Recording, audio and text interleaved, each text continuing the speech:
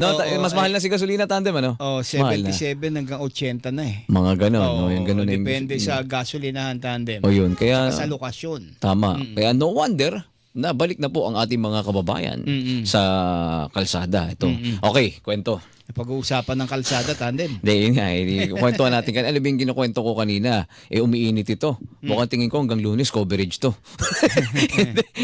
Sige, nag-react yung dating PNP chief, Oo. General Torre. Oo. Tandem. Dito kay Napolcom Vice Chairperson Rafael Kalinisan. Mm-mm. Yan na.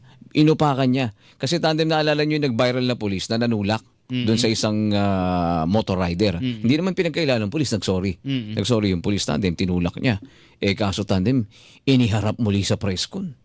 Iniharap sa presscon. Kahapon yan. Okay, pagkaharap sa presscon, nakita yung reklamo. Physical injury. Mm-mm. Sabi ni Chairperson Kalinisan, Vice Chairperson Kalinisan, bakit physical injury lang? Gawin natin frustrated murder. Aba. Bumigat kasi nga naman daw tinulak eh. Mm-mm. Pwede ka nga naman mamatay pag tinulak ka. Parang ganun ang dating. Kaso, ang sabi ngayon nung dating PNP Chief General Torre, sabi niya, ba't ganun? Parang wala pa naman tayong resulta, walang resolusyon pa. Due process. Due process tandem. Dapat tandem, hindi mo daw dapat ginawang media circus. Kawawa naman daw yung pulis. Dahil yung pulis tandem, syempre may tungkulin, may pamilya rin yan. Ka-riding in tandem, hindi ho ba? Pero parang nauna yata yung pamamahiya, ka-riding in tandem. Bago, sinunod muna natin yung due process.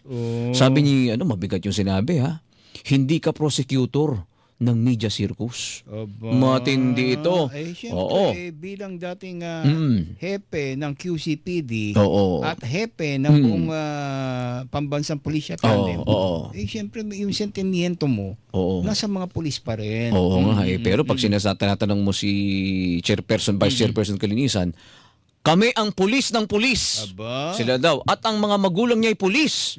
So nararamdaman niya rin daw yun tandem. Kapag tama ang pulis, tama naman daw ang pulis. Baka naman kasi sa isang banda tandem, hindi pa napanood ni Chairman Kalinisan Ayun! kabuuan ng video Nadali mo. Kahapon nag-viral eh. Oo nga eh. Maging ang Yung side naman ng isa. Oo, Okay. maging ang grupo po ng lawyers, commuters, safety and protection sa pangunguna po ni Attorney Ariel Inton. Yan. Nung napanood niya yung kabuuan ng video tandem, sabi niya, abay, parang may mali. Nako. Sabi niya ganun. Kaya handa nilang bigyan ng legal assistance yung police tandem. Oo. Dahil nakita nila tandem, yung rider mismo Okay. ang nambuyo Nako! kung bakit ganun Maloko na. ang resulta ng insidente. Kumbaga pinrobok mo. Oo. May mga instances pa doon sa video tandem na namumute. So hindi mo alam kung ano yung sinasabi mo. Walang transparency. Oo. Parang ganun. Lumayo na si police tandem eh. Kumbaga nagkaroon sila ng sagutan dahil nasiksikan dun sa traffic. Lumalayo na si police. Ang ginagawa ni rider, hinahabol niya pa. Hinahabol niya at Nakikipag-gitgitan talaga. Ganun. sinasabihan ng mga sasakit sa salita. Yan. Pero mali naman talaga itinulak. Inaamin ng pulis yun. Oo naman. Inaamin ng pulis yun. Pero na-provoke na yung pulis eh. Na-provoke na. Parang kumbaga kahit ako ganunin mo eh. Tapos sa atin lang to. Meron akong impormasyon. Naku, may mga naiinis din.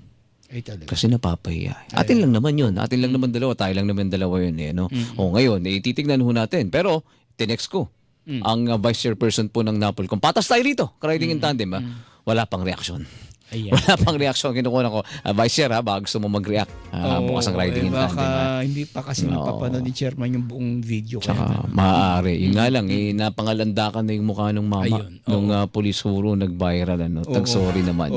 Napag-uusapan natin tandem itong transportasyon. Ang topic naman natin sa MMD sa GMA tandem.